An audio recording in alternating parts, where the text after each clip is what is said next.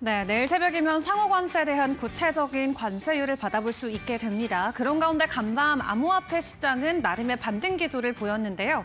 24시간 365일 쉬지 않고 돌아가는 코인 시장의 트렌드, 지금부터 저희와 함께 분석을 해보시죠. 먼저 전반적인 지수 상황부터 점검을 해보도록 하겠습니다. 지난 하루 동안 전반적으로 암호화폐 시가총액은 전일 대비 0.4% 정도 소폭의 오름폭을 보였습니다. 어제와 동일하게 2조 7천억 달러 선을 유지해주고 있고요. 거래량 같은 경우는 전일 대비 4% 증가한 790억 달러 선을 보여주고 있습니다. 그런 가운데 일단 투심 자체는 비트코인 가격의 반등과 함께 조금은 살아나는 모습이죠. 이 피어 앤 그리드 인덱스가 어제 24점에서 29점까지 올라온 모습이고요. 다만 비트코인의 가격 상승과 함께 알트 시즌의 인덱스는 어제보다 1점 떨어지는 모습을 보여주고 있습니다. 그럼 간밤 비트코인 현물 ETF로 기관들은 유입세를 보여줬을지 이 기관들의 흐름들도 점검을 해보도록 하겠습니다. 일단 어제는 유출세가 기관 쪽에서 포착이 됐습니다. 3거래일 연속으로 ETF 쪽에서는 순유출이 나오고 있고요. 그런 가운데 비트코인의 전체 점유율은 61.8%, 이더리움은 8.3%를 가리키고 있네요. 시가총액 상위 종목들의 가격도 함께 확인을 해보겠습니다. 비트코인이 어제 저녁부터 좀 반등세를 보여줬었죠. 뉴욕 시간 기준으로 8만 5천 달러 선을 탈환해주기도 했는데요. 현재 시각으로는 전일 대비 1% 오른 8만 4,352달러 선을 지나가고 있고요. 이더리움과 XRP 모두 소폭의 오름폭을 보이고 있습니다. 다만 그 가운데서도 톤코인이라던가 솔라나는 전일 대비 1%대 가격 하락을 보이고 있는데 간밤 시장의 분위기는 어떠했는지 전반적인 글로벌 시장 상황과 또 암호화폐 시장 안에서의 이슈들도 챙겨보도록 하겠습니다. 일단 간밤 뉴욕 증시는 혼조세로 마무리가 됐습니다. S&P 500과 나스닥만 오름폭을 키웠고요. 그리고 다우지수 같은 경우는 하락으로 마무리가 됐는데 이 기술주 중심의 나스닥 같은 경우는 M7 종목들이 일제히 상승하면서 이날 증시에서 다시 한번 반등을 보였습니다. 이날 증시에서 중요했던 건 발표됐던 경제 지표들이 되겠습니다. 이 PMI 지표 그리고 구인 공고 이 보고서가 나왔는데 시장이 우려를 했던 것처럼 인플레이션은 오르고 그리고 경기가 침체되고 있다는 시그널이 간밤 지표를 통해서 확인이 됐습니다. 3월 제조업 PMI 같은 경우는 이 50 아래까지 내려오면서 위축 구간에 들어간 상황인데 오히려 공장의 출고가는 급등했다라는 지표가 확인이 됐습니다. 한마디로 경기는 계속해서 위축되고 있는데 물가만 오르고 있는 이 스태그플레이션에 대한 공포를 간밤 제조업 지표를 통해서 확인을 해볼 수가 있었고요. 또 여기에 연준이 굉장히 중요하게 생각하는 고용시장 또한 지속적인 냉각에 대한 시그널을 보내오고 있습니다. 다만 고용지표는 이번 주 금요일에 발표되는 고용보고서가 가장 중요하기 때문에 금요일에 발표되는 지표까지도 같이 챙겨보시는 게 좋겠습니다. 자, 그런 가운데 관세와 관련된 부분 시장이 굉장히 예민하게 지켜보고 있습니다. 사실 월가에서는 15%가 될 것이다라고 예측을 하고 있고 백악관 관계자의 말에 의하면 20%의 상호관세가 일괄적으로 부과될 것이다라는 내용도 있습니다. 실제로 백악관 안에서도 관세를 놓고 굉장히 이 양갈래 측으로 입장이 나뉘고 있다라고 하는데요. 상무장관인 하워드 루트닉과 재무장관인 스콧 베센트 이 두 사람을 중심에 놓고 현재 백악관 안에서도 굉장히 과열의 양상이 보이고 있다고 합니다. 상무장관인 루트닉 장관 같은 경우는 굉장히 공격적으로 그리고 급진적으로 관세를 매겨야 된다라고 트럼프 대통령을 부추기고 있는 메인 인물이라고 하고요. 베센트 장관 같은 경우는 관세 신중론을 계속해서 펼치고 있습니다. 필요한 국가에 필요한 만큼만 관세를 부과해서 경계를 지켜야 된다라고 주장을 하고 있는데 이 두 인물이 무엇보다 중요한 건 암호화폐 시장에 끼치는 영향력도 상당하기 때문입니다. 트럼프 대통령이 비트코인의 행정명령을 사인했을 때 상무장관과 재무장관에게 숙제를 줬었죠. 정부 차원에서 비트코인을 매수할 수는 없지만 어떻게 하면 물량을 늘릴 수 있을지 두 장관에게 그 권한을 주겠다라고 이야기를 했는데요. 그렇기 때문에 이 두 의원이 비트코인을 포함한 암호화폐 시장에 어떤 태도를 가지고 있는지가 굉장히 중요합니다. 일단 두 장관 모두 비트코인을 미국 안에서 전략적 비축 자산으로 간주하고 있는 태도는 동일합니다. 다만 루트닉 의원 같은 경우 조금은 더 알트코인이나 비트코인을 향해서 더 적극적인 발언들을 많이 내놓았던 의원인데요. 일단 암호화폐에 대한 가치관만 놓고 봤을 때는 두 의원 모두 굉장히 긍정적으로 암호화폐를 수용하자라는 입장을 보여주고 있고요. 다만 관세와 관련해서는 굉장히 치열하게 이 입장 차이가 있는 것으로 확인이 됐습니다. 자, 그런 가운데 간밤에 또 전해졌던 소식들은 비트코인의 가격 상승을 끌어올리기에 충분했었는데 여러 가지 이슈들 점검을 해보도록 하겠습니다.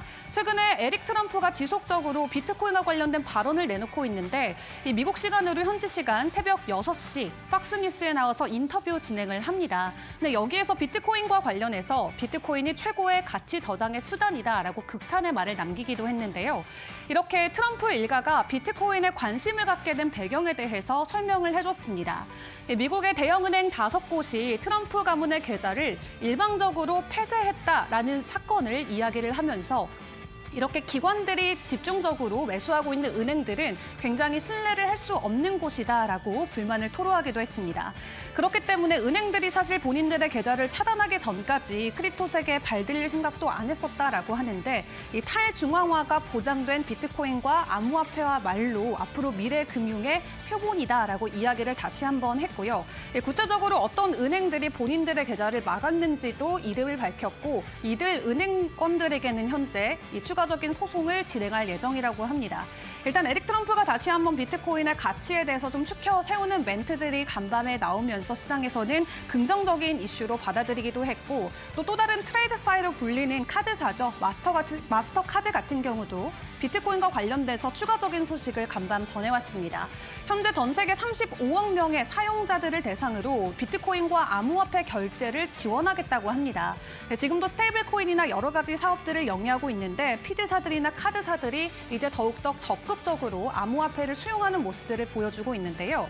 지금 전 세계 35억 명의 사용자들을 대상으로 블록체인 결제망을 구축을 해서 앞으로 이 법정화폐와 암호화폐 간의 전환을 굉장히 간소화시키는 작업에 들어간다고 합니다.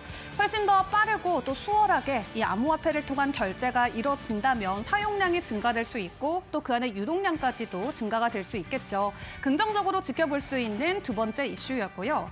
그리고 또 다른 이슈 중에 하나는 테더사의 1분기 비트코인 매입 소식도 있습니다. 테더사는 스테이블 코인의 대표적인 회사죠. 근데 테더사가 지난 1분기에 비트코인을 8,888개를 매수했다는 소식이 전해졌습니다. 이로써 전체 보유량이 지금 10%에 달한다라고 하는데 중요한 건 앞으로 통과되게 될 스테이블 코인 법안이 될 것 같습니다. 일단 트럼프 정부가 스테이블 코인 법안을 놓고 굉장히 중요성을 강조하고 있는 상황인데요. 이 스테이블 코인이 통과가 되게 된다면 스테이블 코인 회사들은 100% 안전자산으로 준비금을 가지고 있어야 됩니다. 여기서 의미하는 안전자산은 미국의 단기 국채라던가 혹은 현금이 될 것 같은데 지금 테더사 같은 경우는 전체 비중 중에 5%를 비트코인에 보유를 하고 있는 만큼 추후 해당 물량은 시장에 오히려 매도 물량으로도 나올 수가 있겠습니다. 단기적으로 기관 측면에서 비트코인을 매집을 해줬다라는 것은 긍정적이지만 스테이블 코인 법안이 통과가 되면 오히려 테더사는 보유하고 있는 비트코인의 물량을 되려 시장에 던져야 되는 상황이 되기 때문에요. 스테이블 코인 법안 통과와 함께 비트코인의 단기적인 변동성이 나올 수 있다는 점은 유의를 해보시는 게 좋을 것 같습니다. 그리고 또 다른 긍정적인 이슈 중에 하나는 바로 이 재무부와 이 미국 정부 차원에서 추가적으로 암호화폐를 압류할 수 있는 가능성이 제기됐다라는 겁니다. 오는 5일에 총 보유 현황을 공개한다라고 하는데 하마스로부터 압류한 불법 자금이 현재 암호화폐로 20만 달러 정도가 있다라고 합니다. 얼마 전에 트럼프 대통령이 서명을 했었던 전략 비축 행정명령 내용을 확인을 해보면 정부가 직접 매입할 수는 없지만 기존에 보유하고 있는 물량은 절대 팔지 않겠다가 주요 골자였고요. 그리고 이렇게 압류해서 가지고 가는 자산들은 이제 팔 수 없기 때문에 시장 안에서는 가격 상승으로 우리가 바로 연결해서 생각을 해볼 수가 있겠습니다. 가치 저장소로 이 정부가 현재 역할을 해주고 있기 때문에 이 20만 달러가 어떤 코인의 얼만큼의 비중인지는 아직은 알지 못합니다. 다만 시장에서는 10개 종목 이상이 될 것으로 보고 있고요. 엄청나게 큰 액수는 아니지만 정부 차원에서 계속해서 암호화폐가 추가된다라는 소식은 긍정적으로 볼 수가 있겠습니다. 자, 그런 가운데 작년 한 해 동안 국내에서도 가상자산의 거래 대금이 국내 주식시장을 뛰어넘었다는 데이터도 함께 공개가 됐습니다. 지난 1년을 놓고 봤을 때 1거래 대금이 업비트 같은 경우는 9조 원대를 보였고요. 전체 가상자산 거래소가 11조 원의 1거래 대금을 보였습니다. 이로써 코스피를 웃도는 지난 한 해 거래량을 보였고 올해가 돼서도 해당 기조는 계속해서 이어지고 있습니다. 업비트의 일평균 거래 대금이 14조 원으로 거래소 한 곳만으로도 실제로 코스피의 전체 규모를 상회하는 그런 모습들이 포착이 되고 있는데요.